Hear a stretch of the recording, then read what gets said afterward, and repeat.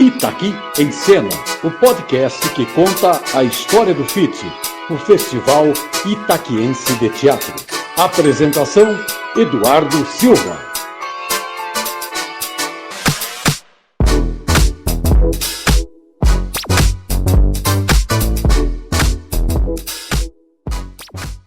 Olá, eu sou Eduardo Silva, jornalista e mestrando em Comunicação e Indústria Criativa.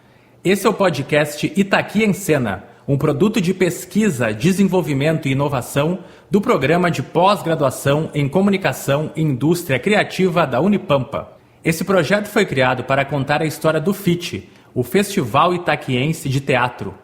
No episódio número 4, falamos sobre a retomada do evento em 2017 e 2018. Itaqui recebeu grupos da Argentina, Paraná e Rio de Janeiro. Neste último episódio, vamos projetar o futuro do FIT. Atores, diretores e avaliadores responderam à pergunta: o que poderia ser feito para desenvolver o festival?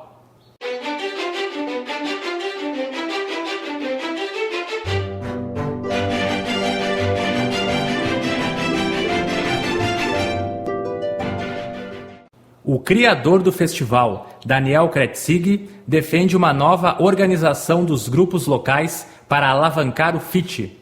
Uma nova reorganização a nível de grupos, de escola, de movimento de bairros, para que novas peças fossem locais, fossem colocadas sobre o palco, né? E sobre os objetivos do teatro da cidade.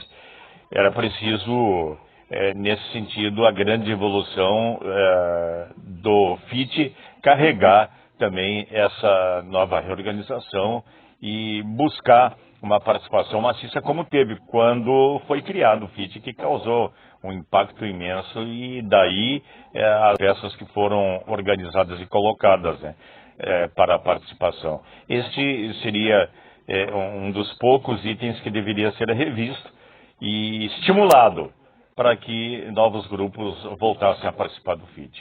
O ator e diretor da Companhia de Palco Bimbo, Verando Valença, sugere a criação de um festival estudantil. Para Verando, oficinas teatrais deveriam ser feitas nas escolas. Com essa iniciativa, novos grupos iriam surgir no futuro. O futuro depende de nós, né? O futuro depende de nós.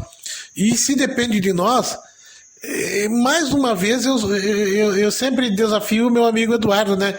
Eduardo, vamos organizar, vamos entrar em contato com professores de arte, porque, primeiro, nós temos que instigar a gurizada a ter o gosto pelo teatro, pelas artes. E aonde isso a gente pode conseguir? Nas escolas.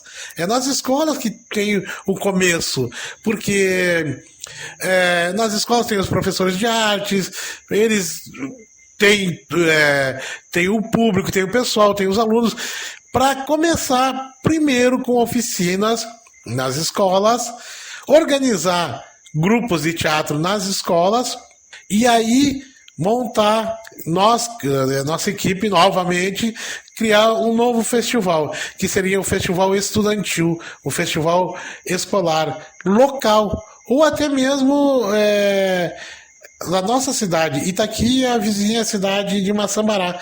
Faz um festival, incentiva essa gurizada, os jovens, os alunos, né, a participarem de teatro, fazerem teatro, e não só incentivar eles, mas também dar estrutura, né? Estrutura que eu falo é com oficinas de teatro, oficinas de dicção, oratória, todas essas oficinas que eu tive e outras mais que podem vir, porque hoje nós temos atores profissionais com formação em artes cênicas aqui em Itaqui, que surgiram desses festivais, dos festivais de teatro. E a partir daí a gente incentivando, criando um festival local, né, de teatro estudantil, nós vamos formar grupos para que eles possam depois participar em festivais fora, como foi feito conosco.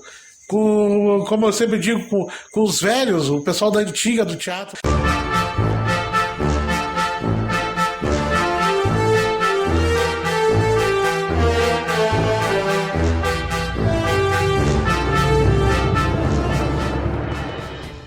A divulgação do festival deveria ser intensificada.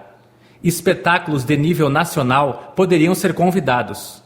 É o que afirma o produtor cultural Luciano Santos, que adotou o nome artístico Luciano Itaqui. Ele participou 5 vezes da organização do FIT e atualmente mora em Joinville, Santa Catarina.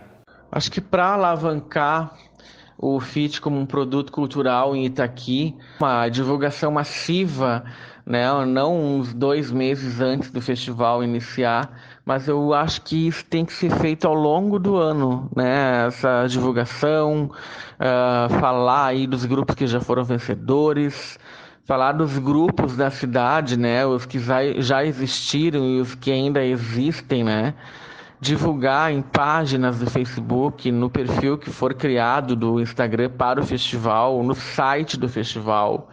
E eu acho que também seria uma ótima opção, uma ótima para alavancar como produto, para que mais pessoas fiquem sabendo do festival.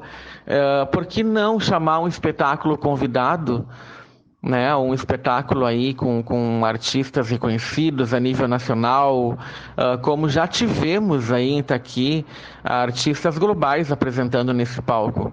Então, por que não, né, convidar ou para abertura ou para o encerramento uma companhia, né, do Rio de Janeiro, com atores consagrados, conhecidos do teatro, globais ou não, né, mas que seja um espetáculo já tradicional, premiado em importantes festivais, porque a própria divulgação do festival enriqueceria ainda mais, né, tendo grandes nomes assim do teatro nacional. O ator e produtor teatral Ayrton de Oliveira já esteve no festival como avaliador. Ele elenca 3 fatores para o crescimento do FIT. O festival, eu acho que o mínimo de efeito o festival faz, né? Que é provocar a comunidade, né, culturalmente. Mas eu acho que o FIT ainda não, a meu ver, não produziu ainda que se proliferasse, que tivesse mais grupos, ou que surgisse um grupo que fosse no festival. Já teve, em outras épocas, teve grupos, né? Mas, claro, do interior as pessoas saem, vão estudar em outros lugares, vão, né? E não voltam, né? Isso em várias cidades é assim, então que tem festival, né? Mas eu acho que tem que enraizar, tem que fazer com que a comunidade se aproprie disso e que tenha interesse de fazer, de desenvolver essa atividade também na cidade, porque eu acho que tem um teatro maravilhoso que pode ser usado, entendeu? E também é outra coisa que eu acho que precisa ter, que eu acho que vai começar a transformar os festivais, voltar, porque já teve em épocas passadas, oficinas durante o festival para os integrantes e também para a comunidade. Eu acho que seria interessante para a comunidade oficinas anteriores, sabe? Para ajudar a formação de público, para informar também aquele público a assistir, né? E sobre a gratuidade no festival? Sobre a gratuidade, eu acho eu acho perigoso, eu acho que isso não forma o público, porque o público acha que a arte é de graça, e não é, né? A arte tem que ser comprada, né? É um produto como qualquer um, né? Tu paga advogado, tu paga médico, tu paga todos os serviços que tu precisa, tu paga, e eu acho que a arte tem que ser paga também.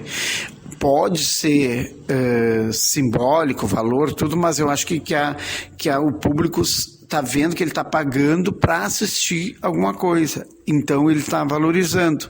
Ele vê que é o valor. Pode ser pouco, mas então, e ao mesmo tempo é um recolhimento para ajudar também nos custos, né, do evento. Sim. E o último ponto, a importância dos grupos conscientizarem o público na festa.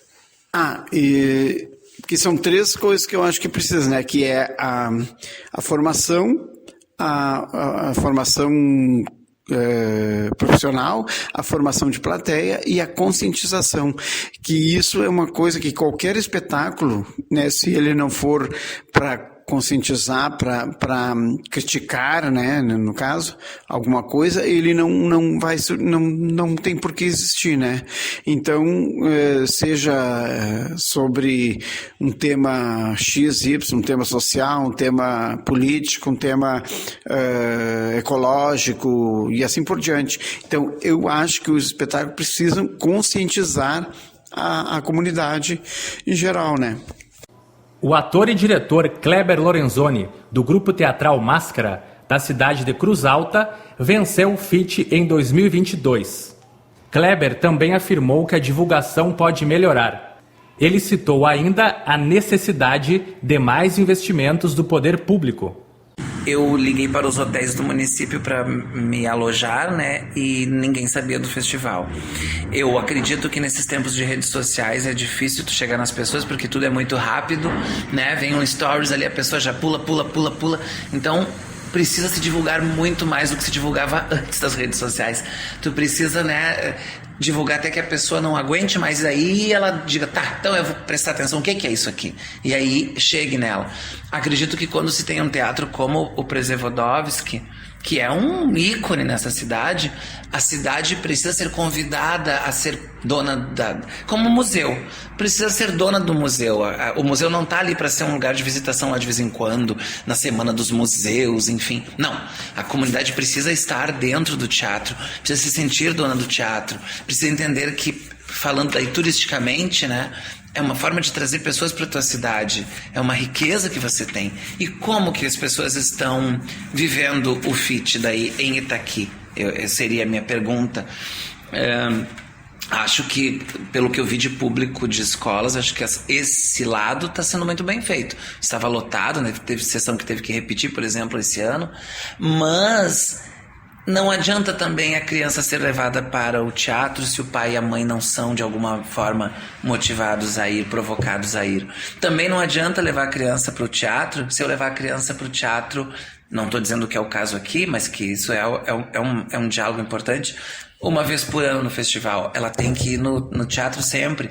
Então os grupos do município precisam ser incentivados a produzir teatro, a produzir oficinas, a produzir performances, e as pessoas irem para o teatro de várias formas, para que elas gostem e queiram estar sempre lá. Acho que, se posso dar esse ponto de vista, o poder público, que é quem tem esse poder nessas situações, investir um pouco mais para que se venha mais grupos, porque tu trazer uma companhia lá do Rio, uma companhia lá de não sei onde, além de produzir a troca de linguagem artística, vai fazer com que a minha comunidade tenha interesse. É claro que tem que ser pé no chão e pensar, eu tenho na minha cidade o meu grupo de teatro, mas a comunidade tem mais interesse em ver grupos de fora. E isso é saudável. Mas então eu tenho que trazer grupos de fora para que o público vá, desenvolva mais ainda o hábito, e que quando o grupo da cidade faça um espetáculo, o grupo que começou a se acostumar aí vá, prestigie, invista. Então, na verdade, tu tem que pensar de uma forma grande no todo, né? E as pessoas, os fazedores de cultura e que propõem teatro, pensar em formas, em sistemas de trabalhar em equipe para que as coisas aconteçam. Pensando no amanhã. Porque, por exemplo, o Teatro Przewodowiski, um casarão daquele tamanho, ele deve, né, levantar gastos, manter um prédio daquele e manter ele como uma coisa funcional, não como um prédio antigo, histórico, guardadinho ali. Então, de onde se tira esse dinheiro e como pensar nisso para o futuro para que o teatro dure mais 50, mais 100 anos?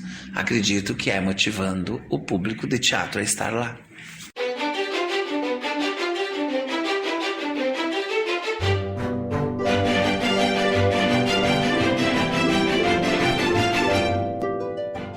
O FIT completou 22 anos em 2022. Entre idas e vindas, é possível concluir que o saldo é positivo. Mas podemos avançar bem mais. O evento tem potencialidades e esses recursos precisam ser ativados. O objetivo do podcast foi justamente esse: contribuir com o crescimento do festival e também da cidade. Chegamos ao final do projeto. Longe de encerrar o debate, o podcast foi um ponto de partida. Que outras iniciativas venham a colocar o FIT no centro das discussões. Obrigado a todos que nos acompanharam e até a próxima.